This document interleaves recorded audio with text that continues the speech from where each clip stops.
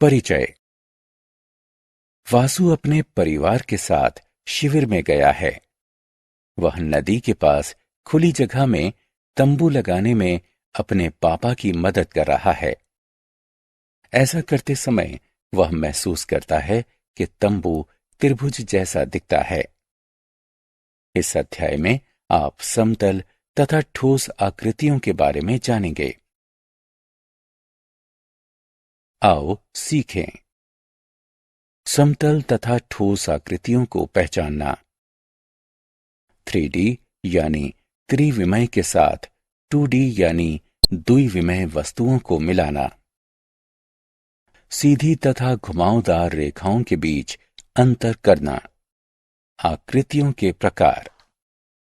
हम अपने चारों तरफ विभिन्न आकृतियों जैसे पेंसिल, रबर, मेजें, किताबें, कुर्सियां आदि को देखते हैं। ये ठोस आकृतियां कहलाती हैं। ऐसी आकृतियां जिन्हें हम कागज पर बनाते हैं, जैसे कि त्रिभुज, वर्ग, आयत, वृत्त आदि समतल आकृतियां कहलाती हैं। समतल आकृतियां 2D वस्तुएं भी कहलाती हैं।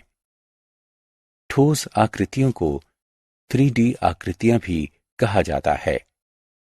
सभी 3D आकृतियों में गहराई पाई जाती है, जबकि 2D आकृतियों में नहीं पाई जाती है।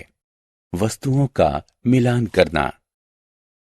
हम ठोस आकृतियों का मिलान समतल आकृतियों से कर सकते हैं। हम एक चॉक बॉक्स का मिलान एक वर्ग से कर सकते हैं। हम एक रबर का मिलान एक आयत से कर सकते हैं। हम एक तंबू का मिलान एक त्रिभुज से कर सकते हैं।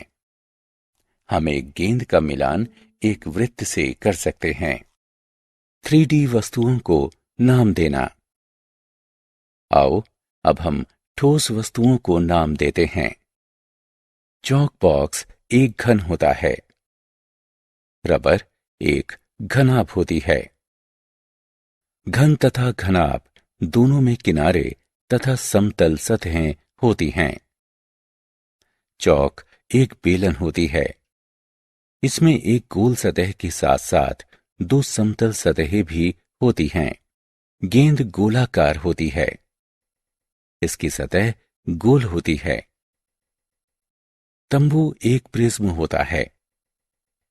इसमें किनारे तथा समतल सतहें होती हैं। 3D वस्तुओं की सहायता से 2D रेखा चित्र खींचना।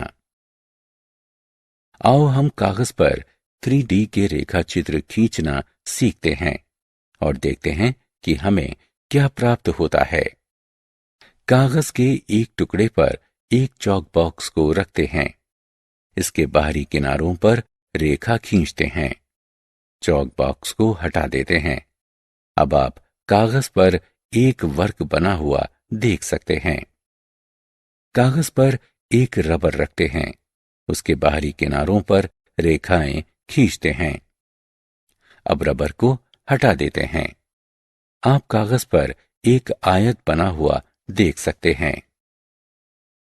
एक चौक को एक कागज पर खड़ा करके रखिए तथा उसके बाहरी किनारों से कागज पर रेखा खींचिए। अब चौक को हटा दीजिए।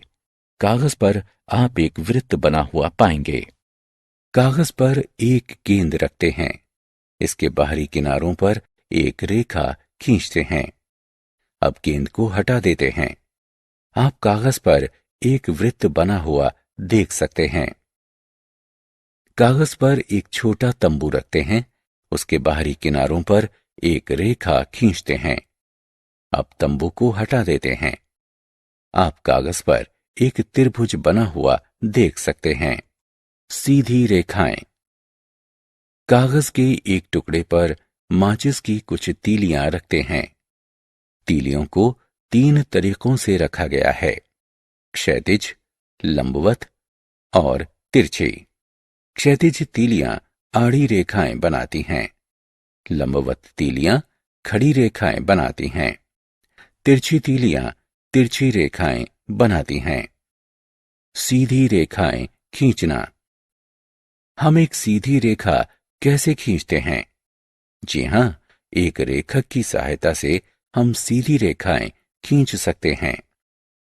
एक किताब या पेंसिल बॉक्स के एक किनारे की सहायता से भी सीधी रेखाएं खींची जा सकती हैं। वक्रीय रेखाएं। जो रेखाएं सीधी नहीं होती हैं, उन्हें वक्रीय रेखाएं कहते हैं। एक कटा हुआ तरबूज वक्र होता है। पत्ती का किनारा वक्र होता है। हमने क्या चर्चा की?